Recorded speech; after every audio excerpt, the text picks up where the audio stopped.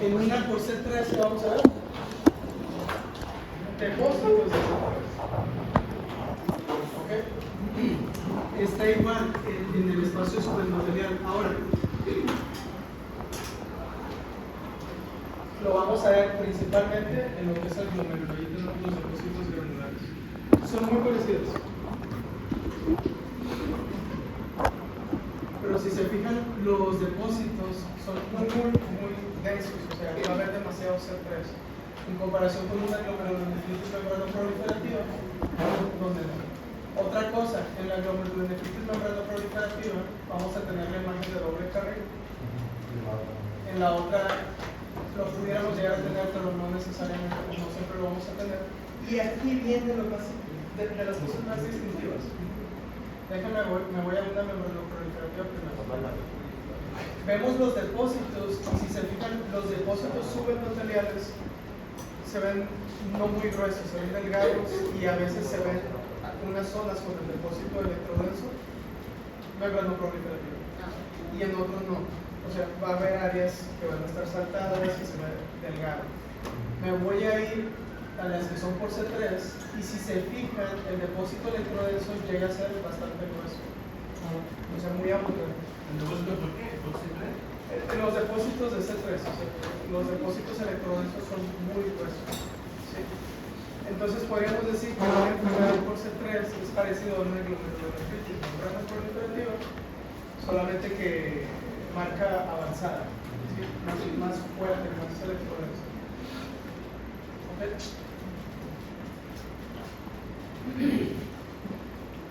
Vamos avanzando.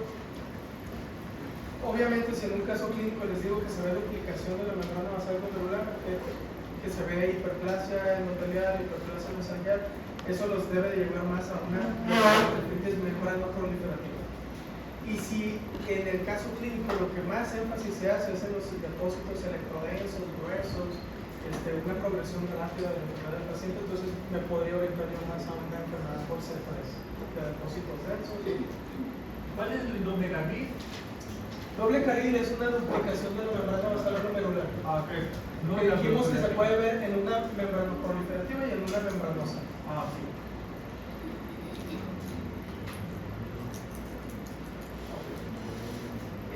Ahora, ¿cuál es la principal causa del síndrome nefrítico en niños? El síndrome nefrítico.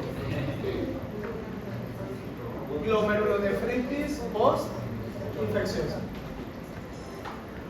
Antes se le llamaba, o sea, le puede llamar todavía post-estreptocócica, pero se ha visto que otras infecciones también lo pueden causar. Entonces, se decidió cambiar el nombre a post-infecciosa. Pero ¿cuál es el principal agente infeccioso que está relacionado con este glomerulonefritis? Infección por estreptococo. Estreptococo principalmente del grupo A. Se van a depositar complejos inmunes, que son complejos inmunes que interaccionan con antígenos del estreptococo o antígenos formados similares. Lo vamos a ver en niños y se desarrolla, punto importante, de 1 a 4 semanas posterior a una infección por estreptococo de tipo A. Entonces, generalmente en los casos clínicos les van a decir que el niño tuvo fiebre pneumonía o algo hace unas semanas atrás. O sea, eso es como que la parte más orientadora que nos va a servir para saber qué es lo que puede tener. La presentación clínica es síndrome nefrítico principalmente. Podemos tener edema, o sea, puede haber proteinuria, pero no alcanza el rango nefrótico. Hematuria generalmente puede llegar a ser hematuria macroscópica, y entonces si quisiéramos hacer una historia clínica de un paciente de estos, sería un paciente masculino en 5, 4 años, 6 años, recientemente tuvo una infección de vía respiratoria superior, inclusive sin que les digan que fue estreptococo, que actualmente está presentando hipertensión, enfermedad leve, y tal vez pudieran referirle a hematuria. Entonces ya nos vamos a hacer la tarea de pensar en esto. A estos generalmente se les puede pedir titulación sérica de anticuerpos antiestreptolicina O. Es una prueba muy antigua, pero que se sigue haciendo, y en este caso podría ser muy orientadora para esta enfermedad. Y generalmente estos pacientes se llegan a mejorar. O sea, va pasando el tiempo, obviamente se les da tratamiento con antiinflamatorios y todo para contener la reacción de hipersensibilidad, pero normalmente les va bastante bien, excepto si llegamos a ver semilunas en la biopsia. Nuevamente, quédense con esto.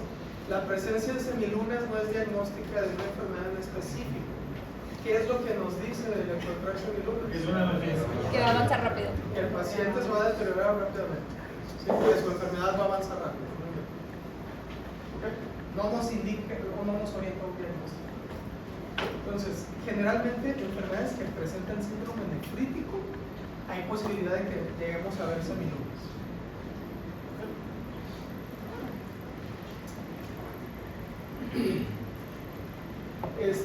Ya dijimos esto al inicio del tema esta mañana, que cuando son depósitos antígeno-anticuerpos se activa el complemento por medio de la vía clásica, y esto como cualquier otro depósito o reacción de hipersensibilidad de ser tipo 2 o tipo 3.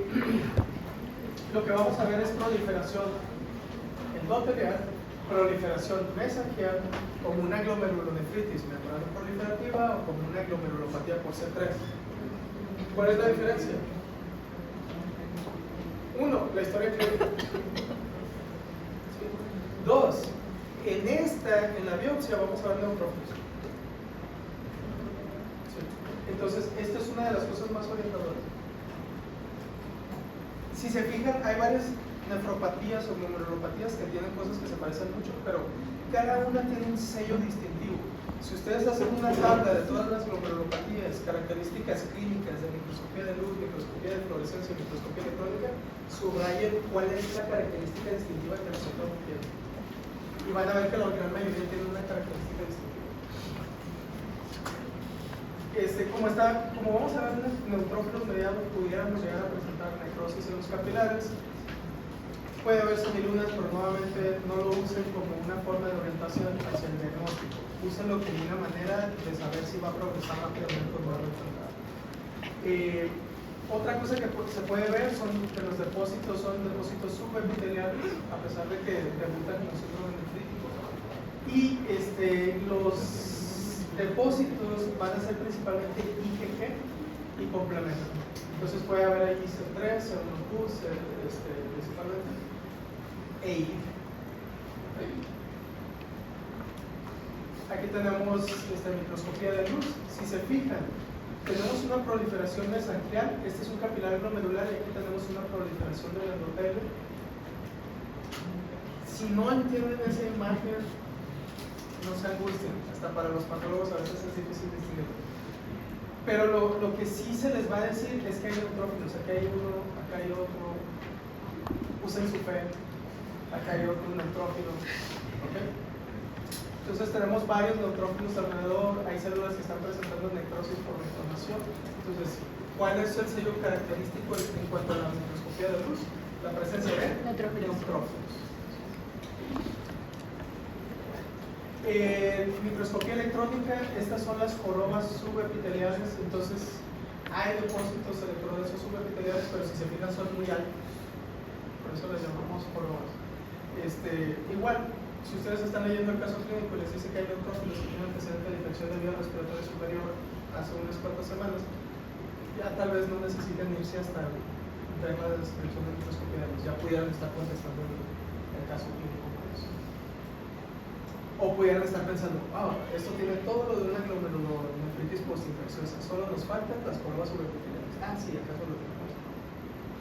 Bien fácil. En microscopía de fluorescencia, pues vemos los depósitos electrodensos. Todas las microscopías, si yo hago microscopía para C1Q, para C3, para IgG, IgM, IgA, lo que sea, todas son del mismo color. Lo que yo necesito saber es cuál es. Entonces, generalmente aquí, en un recuadro, les diría, este es IgG o este es C3. No sé si me explico. No hay manera de que yo sepa cuál es esta si no me digo cuál es. Pero lo que sí sé es que los depósitos son granulares. ¿Okay? Muy bien. Pasamos a nefropatía por IgA. Esta su principal característica es que cuando hacemos fluorescencia, IgA va a estar positiva.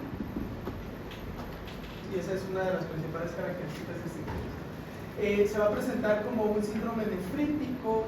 Es una enfermedad que puede afectar a gente joven, a niños. Vamos a ver hematuria macroscópica, y aquí viene una clave distintiva. Tiene que ver también con infección de vía respiratoria superior, pero es viral. Generalmente son infecciones virales de vía respiratoria superior y posteriormente se presenta. No me acuerdo quién había comentado, un exalumno que ahorita está haciendo medicina familiar en Estados Unidos le salió esto como pregunta en los estados. Okay. La distinción es esa, tener el antecedente de una infección de vía respiratoria superior viral, y entonces ya con eso nos podemos ir orientando, es bastante típico. Y se les va a presentar así como paciente masculino de una edad joven. Les había comentado en el otro salón, Simón, el fisicoculturista, que ya se retiró, él padeció de nefropatía. Es generalmente es gente joven. Bueno, él dice que padeció eso, me dijo que se estaba metiendo cosas en su enfermedad neuronal.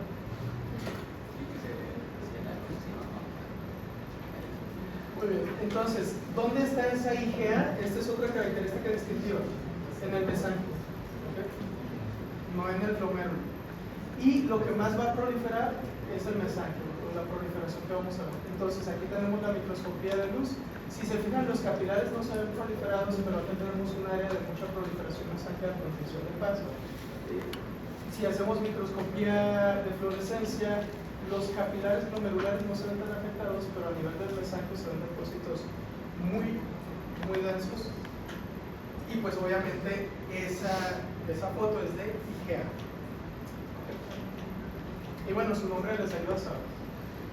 Entonces es un caso clínico bastante fácil. Si les dicen que hay depósitos de IgA en el mesanquio, pues dicen, pues es una nefropatía policárdica. Pero si les presentan el caso con un paciente joven que está teniendo síndrome nefrítico, que hace unas cuantas semanas tuvo una infección de vía respiratoria superior de tipo viral, que actualmente está orinando sangre con hipertensión, y la pregunta no les pregunta cuál es el diagnóstico, sino que les dice, en la inmunofluorescencia, ¿cuál de los siguientes esperas ver positivo?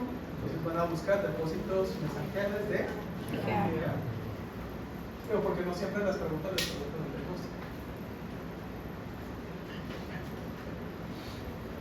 ¿Pero tiene alguna relación por qué IgA? O sea, ¿por secreciones o hay algo que afecte, que sea viral o...? La verdad no me he puesto... O sea, ¿por qué no es IgM?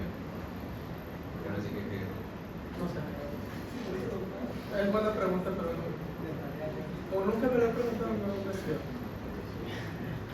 Pero lo voy a buscar. Le preguntaré a ChatGPT. Fíjense en el capilar glomerular. ¿Qué daño le ven? No hay al capilar. ¿Se ve bonito, no? Las fenestraciones. ¿Se ven bien? ¿Están los porositos? Se ven relativamente bien. Y entonces acá esta es una célula mesanquial y acá está un depósito electrónico mesanquial.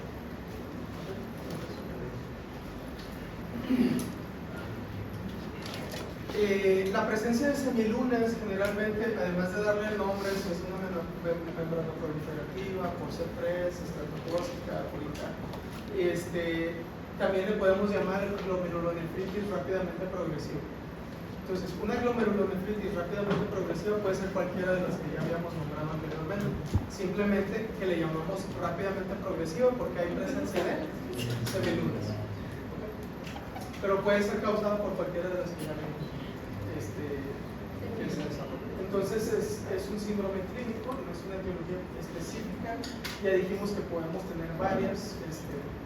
Lo que vamos a ver es que si vemos semilunas, sabemos que el paciente va a presentar una rápida pérdida de la función renal. Casi siempre va a estar asociado al síndrome nefrítico. Va a ser raro que un paciente con síndrome nefrótico se deteriore rápido. ¿Sí? Pero el síndrome nefrítico, los pacientes con síndrome nefrítico sí tienen posibilidad de deteriorarse rápido, porque de hecho la hipertensión que están teniendo es por datos de que no hay mucho flujo al riñón, entonces el riñón se deteriora más rápido. Si no lo tratamos a tiempo, puede terminar en falla renal y el paciente va a necesitar o diálisis o trasplantes o muerte. Si es que no puede acceder a ninguno de los anteriores.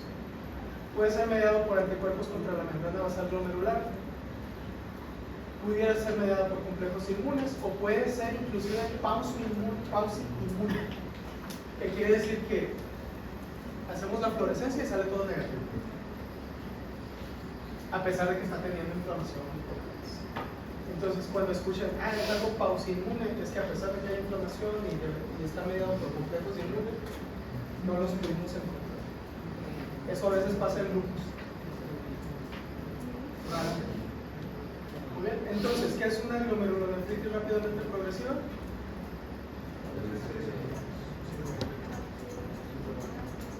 Es una rápida pérdida de la función renal que se manifiesta en el microscopio como la presencia de que puede ser causado por cualquier. Más probablemente por alguna glomerulopatía que se presente con un síndrome. Aquí tenemos una semiluna celular muy marcada, si la deben alcanzar a distinguir.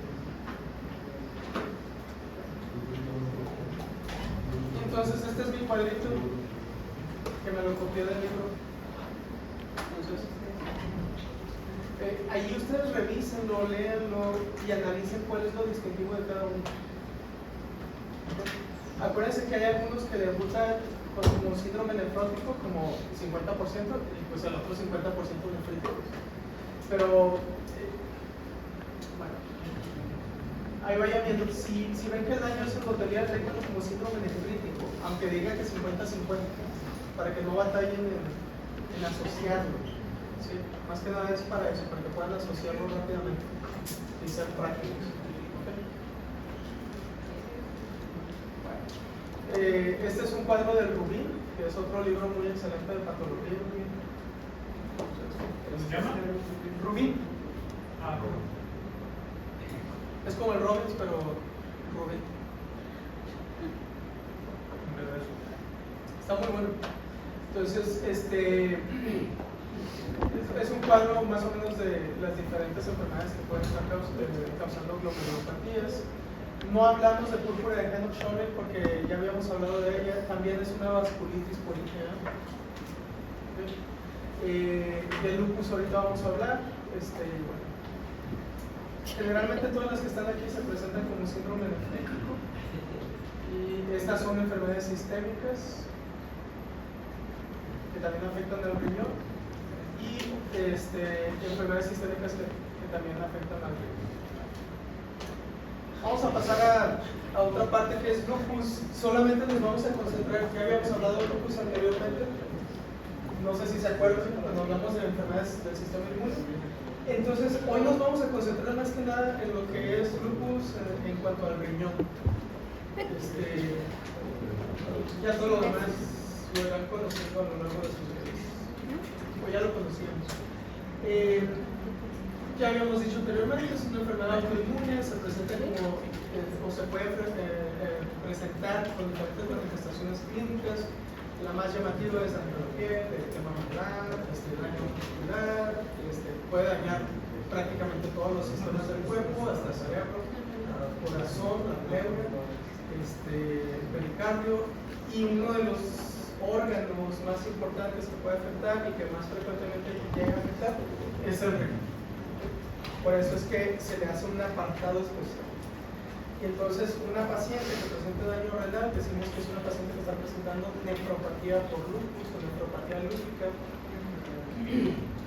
Esta puede estar mediada clásicamente por reacciones de hipersensibilidad de tipo 3 en cuanto a lo que nos referimos del riñón. ¿Sí? Entonces vamos a ver complejos antígeno-anticuerpo que se van depositando en la membrana basal glomerular y nos van a ir causando un daño. Acuérdense de los criterios, tenemos criterios clínicos y criterios inmunológicos. De los criterios inmunológicos, lo más importante es la presencia de anticuerpos específicos de lupus, que son anticuerpos antinucleares, y de esos anticuerpos antinucleares, habíamos hablado alguna vez, que son principalmente anticuerpos anti-DNA de doble cadena y anticuerpos anti-SMID. como criterios de laboratorio, los más importantes. En cuanto a criterios clínicos, ya habíamos mencionado varios, ahorita no me voy a meter con ellos realmente, pero uno de los criterios más importantes es la biopsia de riñón. Cuando tenemos una paciente con diagnóstico de lupus y empezamos a ver que su tasa de filtración glomerular está disminuyendo o que está teniendo alguna afectación que nos oriente a riñón, generalmente va a ser candidata para una biopsia de riñón para ver qué tanto daño está teniendo la paciente. Lo que va a pasar generalmente es formación de complejos inmunes que van a terminar depositándose en el riñón, pueden ser subendoteliales, pueden ser mesangiales también. También puede haber formación de complejos inmunes in situ.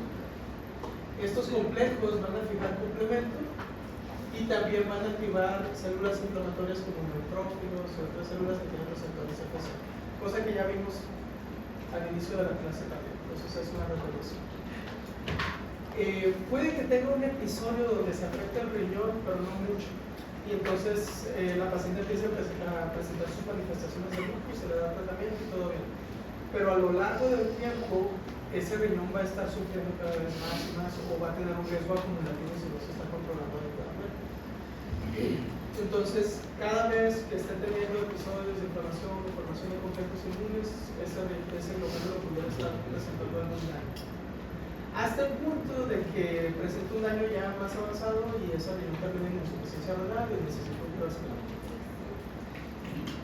Ahora, las biopsias que recibimos de una paciente con nefritis lúpica las tenemos que catalogar, entonces hay diferentes clases de nefritis lúpica. No es una sola enfermedad en sí, sino es un conjunto de enfermedades que están asociadas a lupus. Y algunas de estas tal vez ya las hayan escuchado con otro nombre. Entonces, los clasificamos en clases para poder tener una idea de qué tan grave es el daño que está presentando la paciente. ¿Sí? Entonces empezamos con la clase 1, que es una nefritis lúpica mesangial mínima. En esta generalmente vamos a ver la biopsia, y de hecho aquí tenemos una biopsia. ¿Y qué cambios se encuentran en este glomérulo? Ninguno. No tenemos cambios. Pero en la inmunofluorescencia vamos a ver que hay depósitos de complejos inmunes y puede ser positivo para IgG, puede ser positivo para IgM, puede ser positivo para C1q, puede ser positivo para C3, puede ser positivo para todas al mismo tiempo. Eso le llamamos full house, como si tuviera todas las cartas del póker positivas, o puede ser negativo y a eso le llamaríamos pausa inmune. ¿Okay? Entonces, la más característica es IgG mesangial, pero igual, como les digo, puede ser positiva para todos y no vemos un cambio, por eso es que se llama mesangial mínima. La paciente pudiera llegar a tener hematuria leve y proteinuria. Luego, la tipo 2 es una mesangial proliferativa y como su nombre lo dice, ya empezamos a ver proliferación del mesangial. Igual si hacemos inmunofluorescencia, vamos a ver depósitos mesangiales, o sea, sigue teniendo los mismos depósitos, pero ya vemos un cambio morfológico histológico y por eso le subimos un poquito la categoría o el tipo a tipo 2. La nefritis lúpica tipo 3 le llamamos focal. En esta vamos a ver depósitos mesangiales y subendoteliales y entonces vemos proliferación en algunas zonas, ¿sí? Proliferación celular. Entonces, si se fijan, tenemos aquí algunos capilares glomerulares y tenemos una proliferación mesangial, pero que ya está afectando lo que es el glomérulo en sí o el capilar glomerular. Podemos ver necrosis de los capilares, como se ve aquí. Hay algunos neutrófilos, no sé si se alcanzan a distinguir en esta zona, y destrucción de las células. Ahora, si vemos los glomérulos y menos del 50% están siendo afectados por este cambio morfológico, entra como una focal. Si vemos que más del 50% están siendo afectados, ya la subimos a un tipo 4, que es una difusión. ¿Okay? Nuevamente, hay afectación, hay proliferación celular en el glomérulo y hay un infiltrado inflamatorio de tipo agudo, que son neutrófilos. ¿Okay? Menos del 50% de los glomérulos afectados es una focal. Más del 50% de los glomérulos afectados es una difusa. Posteriormente hay una proliferación de la membrana basal, hay un engrosamiento y esto ya es una glomerulopatía membranosa. Fíjense cómo se ve todavía proliferación mesangial, pero cómo se ve la membrana del capilar glomerular engrosada. Entonces, morfológicamente, vamos a decir que este paciente tiene una nefritis tipo 5 membranosa. Si hacemos lo que es inmunofluorescencia, vamos a ver depósitos de complejos inmunomesangiales, que eso, si se fijan ustedes, es muy característico de las 5 o 6. Y lo otro es que vamos a ver en el capilar glomerular también depósitos de complejos inmunes, y en la microscopía electrónica ya es donde hacemos la diferencia si se ven subepiteliales o subepiteliales. Pero quédense con la morfología, creo que es lo que más nos va a ayudar. Y finalmente tenemos una tipo 6, que es cuando vemos más del 90% de los glomérulos esclerosados y le llamamos esclerosante. Cuando tenemos esto es que la paciente va a requerir un trasplante, ¿ok? O sea, ya el riñón ya está totalmente dañado, ya no es funcional. ¿Por qué lo catalogamos en estos 6 tipos? Bueno, estos primeros 2 van a tener muy buen pronóstico, o sea, les va a ir muy bien. Luego dividimos a estos dos, focal y difuso. Sobre todo la difusa tiene riesgo de que también veamos semilunas. Entonces tiene riesgo de que se presente como una enfermedad rápidamente progresiva. ¿Okay? Riesgo de caer en falla renal en las primeras 2 es de 0%. Riesgo de caer en falla renal en una focal del 0,8%. Riesgo de terminar en falla renal de una difusa de 8 a 50%. Es más grave. Riesgo de una membranosa 0 a 10%. ¿Por qué no es tan grave como una difusa? Porque no estamos viendo inflamación activa y hay menos probabilidad de que veamos semilunas. Muy bien. Entonces, no diríamos que se ve tan grave. Y la tipo 6, el riesgo no lo presentamos porque ya está en falla renal. Entonces, por eso es que no se le da un porcentaje, porque realmente ya califica. Esto se los puedo preguntar en un caso clínico. ¿Tiene mejor pronóstico el 5 que el 4? ¿Tiene mejor pronóstico o si el 5 que el 4? Bueno. La 4, que es una glomerulonefritis lúbrica difusa, donde más del 50% de los glomérulos están presentando necrosis, proliferación celular y infección, tiene mayor riesgo de caer en falla renal. Y probablemente el caso clínico que les presenta sea de una difusa, de una paciente con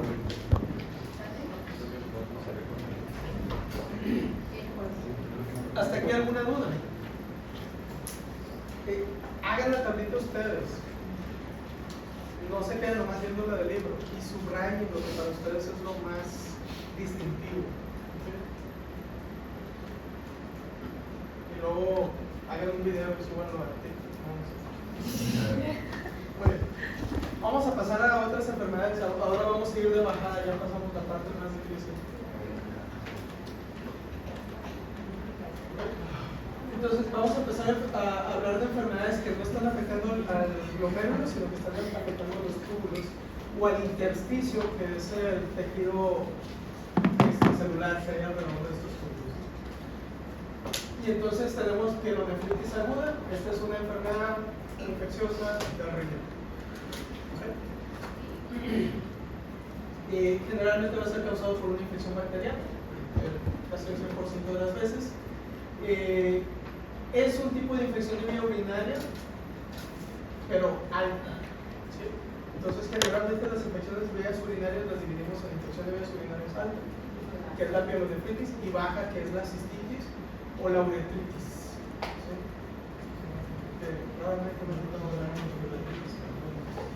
Principales microorganismos que van a causar pielonefritis pues son bacilos gram negativos entéricos que colonizan normalmente el intestino, ¿okay? Pero como están muy cerca de la zona genital, entonces tienen probabilidad de ascender y subir por todo el tracto urinario.